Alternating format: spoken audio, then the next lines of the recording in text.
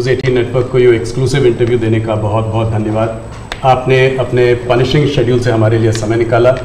इस इंटरव्यू को हम थोड़ा अलग तरीके से करेंगे, कुछ बिग पिक्चर क्वेश्चंस पूछेंगे। शुरुआत में हमारे संग हमारे दो कलीग्स जुड़े हुए हैं, एक महाराष्ट्र के एंकर हैं, दूसरे हमारे कर्नाटका के एडिटर हैं।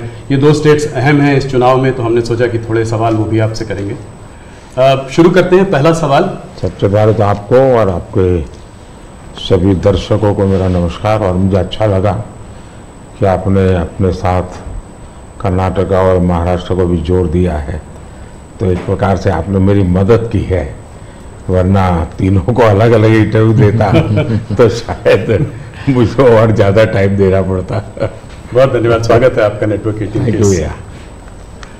पहला सवाल मोदी जी, हम लोग पूरे देश का भ्रमण कर रहे हैं, इधर उधर जा रहे हैं। हम लोग साउथ में थे, बिहार गए और भी महाराष्ट्र में भी थे, तो हर जगह ये देखा गया है कि चाहे विपक्ष से बात करें, चाहे आपके उम्मीदवारों से बात करें, लोग कहते हैं कि जब मोदी जी यहाँ आएंगे तो सब कुछ बदल जाएगा। अभी कुछ नहीं कह सकते, मोदी जी आएंगे तो हो सकता है स्वीप हो जाए, हो सकता है सीट निकल जाए। तो क्या 2024 के इस चुनाव को हम नरेंद्र मोदी पर एक रेफरेंडम की तरह देख सकते हैं, जनमत संग्रह की तरह देख सकते हैं? अब ये तो सारा खेल मीडिया के लोगों का होता है, किस समय किस प्रकार से एनालिसिस करना। लेकिन मैं इतना कहूँगा कि मैं कोई चुनाव के समय काम करने वाली सरकार नहीं चलाता हूँ। आप मेरा 10 साल का रिकॉर्ड देखेंगे तो एवरेज फ्राइडे, सैटरडे, संडे मैं हिंदुस्तान के किसी न किसी कोने में गया हूँ, जनता के बीच में रहा हूँ, और इसलिए मेरा जाना निरंतर चलता रहता है।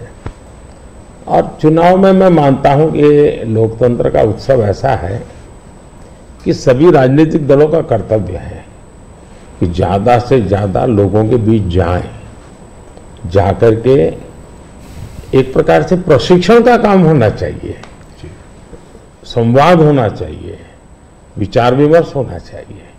तो मैं एक राजनीतिक क्षेत्र के कार्यकर्ता के नाते चुनाव या न हो, मैं इसे अपना कर्तव्य मानता हूं और इसलिए मैं जाता हूं।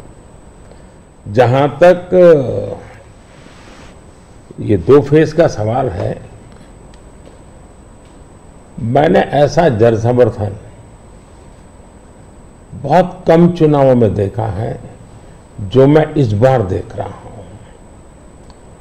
एक प्रकार से चुनाव जनता जनार्दन लड़ रही है, सुशासन के लिए लड़ रही है, अपने सपनों को साकार करने के लिए लड़ रही है।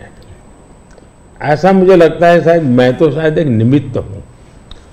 इस बार मेरा जरा ज्यादा उत्साह है लोगों के बीच जाने का, और पहले के तुलना में शायद मैं ज्यादा बार जाना भी चाहता हूं, इसलिए कि जो जनता जनार्दन इतने उमंग और उत्साह के साथ इतनी बड़ी जिम्मेदारी उठा ली हो, तो वो जनता जनार्दन को जाकर के उनको प्रणाम करना, नमन करना, उनका आशीर्वाद लेना, ये मुझे अपना कर्तव्य लगता है। और मैं देखता था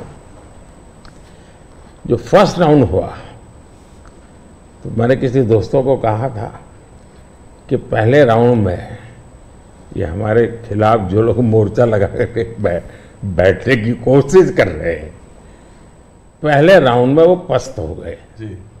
और कल मैंने देखा दूसरे राउंड में ये ध्वस्त हो चुके हैं।